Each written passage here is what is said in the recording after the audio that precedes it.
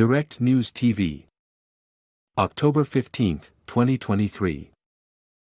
From friend to enemy, Palestinians in Israel suspended from jobs over war. On Saturday, October 7, Noura * went to work as usual early in the morning at the hospital in Israel where she's been employed for more than 2 years.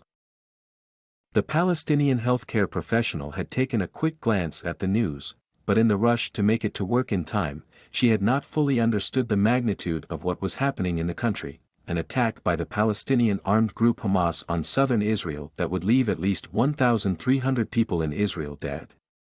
In response, Israel's Prime Minister Benjamin Netanyahu has launched a deadly bombing campaign on the Gaza Strip that has killed more than 2,300 Palestinians, and enforced a complete siege on the enclave, blocking supplies of food, medicines and fuel. A ground invasion appears imminent. But on Saturday morning, Noura had no knowledge of any of this. Palestinian armed groups periodically fire rockets into southern Israel that are mostly intercepted by the country's missile defense system, known as the Iron Dome. So, when a visibly shaken co-worker spoke to Noura about what had happened, she responded by telling her, "This is not the first time," a response she now recognizes lacked empathy. But as more details began to come through, and the unprecedented nature of the attack became clearer, Noura was summoned to her manager's office, told to leave her work and not come back until further notice, because of that earlier conversation with her colleague. "I felt very insulted, I couldn't believe this is happening to me," said Noura, who is one of 1.2 million Palestinians who are citizens of Israel, about 20% of the country's population. "I feel discriminated against," she continued. "Day by day, you don't feel it. But you feel it when something like this happens. You know that automatically you turn from a friend to an enemy." Shortly afterwards, she received a letter from the hospital's management, which Al Jazeera has reviewed, in which she was called to a hearing to formalize her suspension on grounds that she had violated the institution's disciplinary code, by allegedly supporting the Hamas attack. Noura denied ever uttering the words she was accused of saying. "What insulted me the most is that when they called me for the meeting, they had their mind set, the decision had been made. They didn't want to listen," Noura said of the hearing, which is expected soon. She spoke to Al Jazeera on condition of anonymity because, despite everything, she hopes to be able to be heard fairly and keep her job. Dozens of complaints. Noura is not alone. Lawyers and human rights organizations in Israel have received dozens of complaints from both workers and students who, since last Saturday, have been abruptly suspended from schools, universities and workplaces over social media posts or, in some cases, conversations with colleagues. Letters sent by some of their institutes or offices, reviewed by Al Jazeera, cited posts written on social media and alleged support for terrorism as the reason for the immediate suspension until the matter is investigated. In some cases, recipients have been summoned to appear before a disciplinary committee. People who have been working for 5 years found themselves getting letters saying "Don't come to work because of what you published," Hassan Jabarin, the director of Adalah, the Legal Center for Arab Minority Rights in Israel, told Al Jazeera from Haifa, a city in the country's north. In some of the cases, they say hearings will be held at a later date, but they don't specify when, he said. "The hearing should be held before you get the decision." Adalah is aware of at least a dozen workers who were suspended since last Saturday in similar circumstances, mostly over social media posts. It also received complaints from around 40 Palestinian students at Israeli universities and colleges who have received letters of expulsion or suspension from their institutions. Web Badarni, director of the Arab Workers' Union in the northern city of Nazareth, also told Al Jazeera that the union is following up on more than 35 complaints, including students as well as workers in hospitals, hotels, gas stations, restaurants and call centers.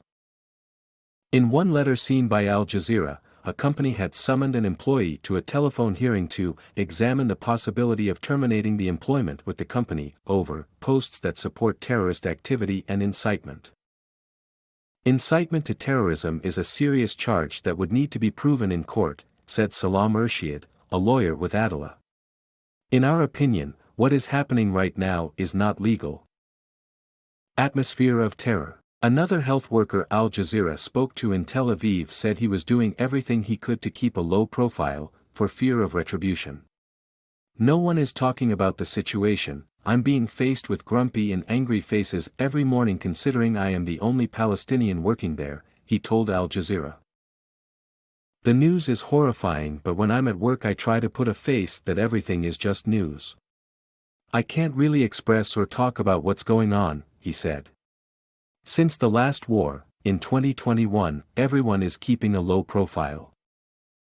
Physicians for Human Rights Israel, a non-profit founded more than 3 decades ago in Jaffa, has handled several cases of suspensions of medical workers since 2021, after the last war between Hamas and Israel, according to board chairperson Dr. Lina Qassem Hassan. In one high-profile case, Ahmad Mahajna, a doctor at Jerusalem's Hadassah Hospital, was suspended for offering sweets to a Palestinian teenager who was under police custody at the hospital, where he was being treated for gunshot wounds after an alleged attack.